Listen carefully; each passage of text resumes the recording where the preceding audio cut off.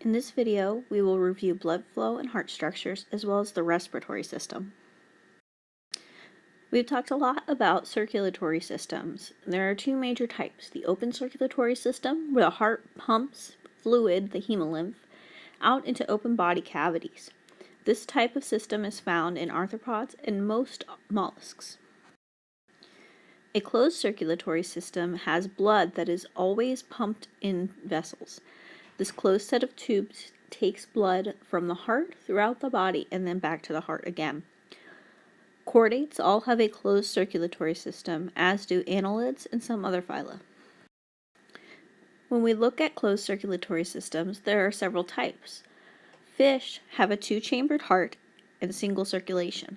This means that they have blood going from one atrium to one ventricle, out to capillary beds in the gills to pick up oxygen, and then straight to the body tissue before going back to the heart. This single loop is called single circulation. Amphibians are tetrapods, the first group to have colonized land. These chordates have a closed circulatory system and a three-chambered heart. In this type of heart, we see that there are two atria and one ventricle. The blood will go from the heart out to the lungs and then back to the heart before going out to the body tissues and then back to the heart. This figure 8 type configuration is called double circulation, where there is a double loop, one going to the lungs and one going to the body. With these three-chambered hearts, we see that there is some inefficiency because in the one ventricle there is mixing of oxygenated and deoxygenated blood. Mammals, crocodilians, and birds have a four-chambered heart. These animals have two atria and two ventricles. In these systems, we see that oxygenated blood is always completely separated from deoxygenated blood. There is also double circulation, so blood will go through the pulmonary loop out to the lungs before returning to the heart, and then going out to the body before returning to the heart. Again, we see a double circulation with this figure 8 configuration. In closed circulatory systems, we see complex sets of tubes all connected to the heart, which is the pump that pushes blood throughout the body. The overall circulatory system consists of blood, vessels, and the heart. Arteries are blood vessels that carry fluid away from the heart. These vessels have thick muscular walls that consist of smooth muscle. This means that they can constrict and change diameter. The walls of the arteries are also elastic, so they can stretch when blood pressure rises. The arteries branch into smaller tubes called arterioles. The arterioles get smaller and smaller until we reach the capillary beds. Capillary beds are the site of exchange. This is where nutrients, gases, and wastes are exchanged between tissues and blood vessels.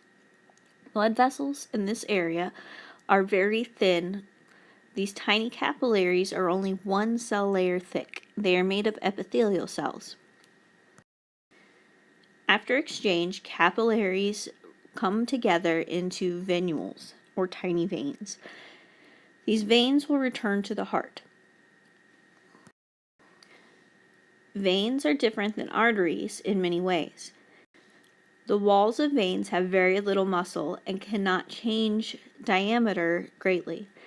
These walls are also not elastic, so they do not stretch.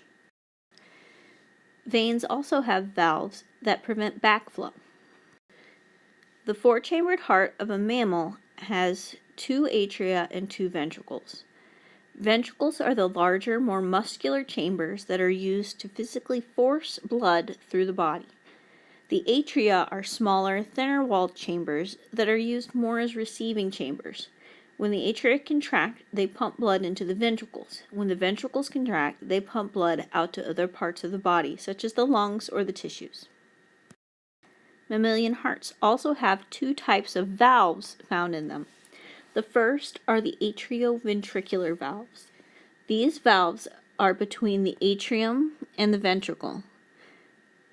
The other type of valve are called the semilunar valves. These valves are found in between a ventricle and an artery. All valves prevent backflow. Double circulation is separated into two circuits. The pulmonary circuit uses the right atrium to receive blood from the body. That deoxygenated blood goes to the right ventricle, which then pumps the blood to the lungs for oxygenation.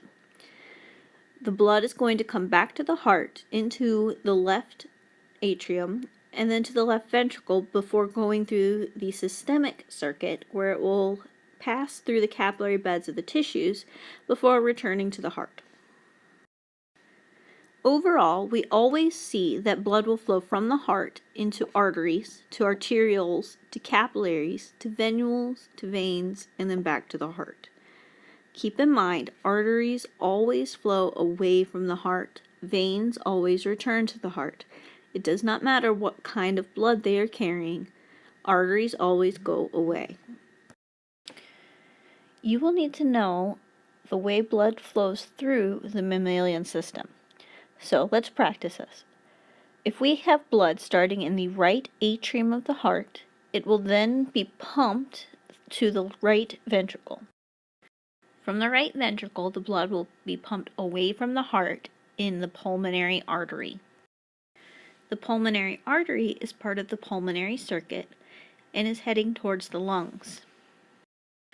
The blood will pass through the capillary beds in the lungs before entering the pulmonary vein. This blood is returning to the heart. It will enter into the left atrium. Blood in the left atrium will then be pumped into the left ventricle. The left ventricle will pump blood away from the heart in a very large artery called the aorta. The aorta branches and carries blood away from the heart to the capillary beds of the tissues. The blood then returns to the heart through a large vein called the vena cava. The vena cava empties blood into the right atrium. In lab, you will have the opportunity to look at models of the heart and identify these major structures on the models. You should also be able to trace blood flow from any point in the heart or system. The respiratory system is closely tied to the circulatory system. The respiratory system focuses on exchanging gases such as oxygen and carbon dioxide. The circulatory system can then transport those gases throughout the body where they are needed and return the waste to the lungs to be eliminated. The human respiratory system includes the mouth and nasal cavities, the pharynx, larynx, trachea, bronchi, bronchioles, and alveoli. Air enters through the nose or mouth and the nasal cavities. It is then passed through the pharynx, a pocket that's located in the back of the throat. Air will then go through the larynx, which is also known as the voice box. The air enters the trachea, a cartilage-ringed tube heading down the body through the throat into the thoracic cavity. The trachea will branch into two major bronchi, one for the left lung and one for the right lung. Bronchi will then branch into smaller tubes called bronchioles. The large bronchi and the larger bronchioles are all ringed in cartilage for support, just like the trachea. As these bronchioles get smaller and smaller, the cartilage rings will disappear. Eventually, the tiny bronchioles will end in tiny air sacs called alveoli. Alveoli are the site of gas exchange. These tiny air pockets are made of epithelial cells that are one layer thick. The alveoli are coated in capillary beds. Capillaries are also one cell layer thick. This provides a very thin layer of cells that gases such as oxygen and CO2 have to dissolve through. Ventilation is another important part of mammal breathing. To ventilate our lungs, we rely on a diaphragm. This is a large, powerful muscle located at the bottom of the thoracic cavity just below the lungs. When we inhale, the thoracic cavity will increase in volume as the diaphragm contracts and pulls downward. This will suck air down into our bodies using negative pressure. When we exhale, the diaphragm will relax, decreasing the volume of the thoracic cavity. This pushes air back up and out of our lungs. This negative pressure system is called thoracic breathing. In lab, you will have models that you can use to identify the different parts and pieces of the human respiratory system. You will also get to examine both the respiratory system and the circulatory system of the fetal pigs.